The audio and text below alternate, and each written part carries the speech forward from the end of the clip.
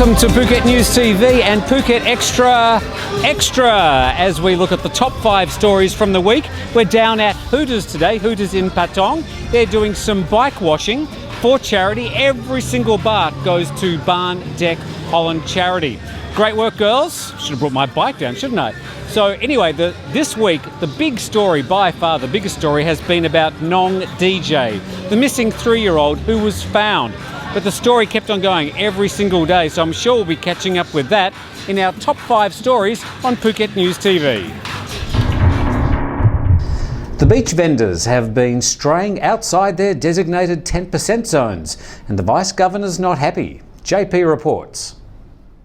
Beach vendors, beware. The scourge of Phuket tourism will see something new in the coming weeks. Beach rule enforcers. Vice-Governor Chuck D. Amornwat said the enforcers will patrol the sands along the island's key tourist beaches to ensure vendors are following the rules and using only 10% of the land for chairs and umbrellas. The move to set up these teams of enforcers comes as officials in Kata and Karan called for more personnel to help them enforce the rules. Kata and Karan Chief Administrator Wanchai Satan said that at least one beach vendor flagrantly ignored the rules by bringing chairs by truck. A photo sent to the Phuket News last week showed some beach chairs were chained to the trees at Kata. Mr. Wanchai said they're investigating that incident. Meanwhile, Vice Governor Chuck D says that 80% of the beaches are fine and that the enforcers will only go to those few Phuket beaches where vendors are ignoring the law.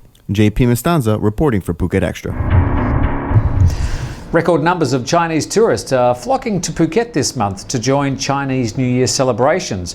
Just this morning at 5 a.m, we were sent photos at airport immigration with hundreds of people waiting in all lines, with reports that it took up to 3 hours to be processed.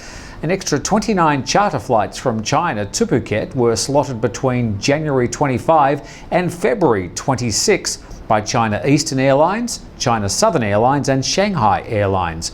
We're all hoping the new terminal might ease congestion when it starts to accept passengers from next week.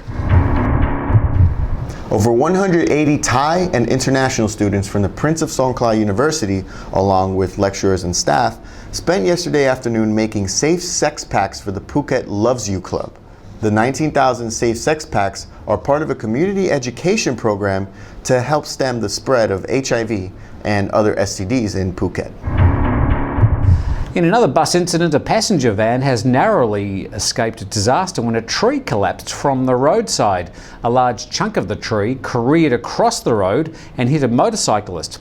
The incident happened just south of Khao Lak at a police checkpoint. No one in the passenger van was injured. Officials are checking other trees along the same route for their potential to cause a similar accident.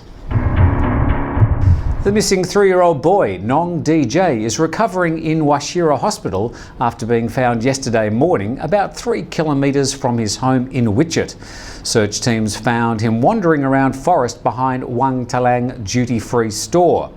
Kasseldong rescue workers say Nong DJ had his body and feet in the river and his head was resting on the ground. He had several scrapes on his body and extremely weak, but was conscious and able to communicate. He's been missing for 6 days. Paediatricians and child psychologists have been called in to help with his swift recovery. Very good news. Well, it's all happening down here at Hooters in Patong. I hope you enjoyed those 5 stories. Phuket Extra will be back tomorrow. We'll see you then.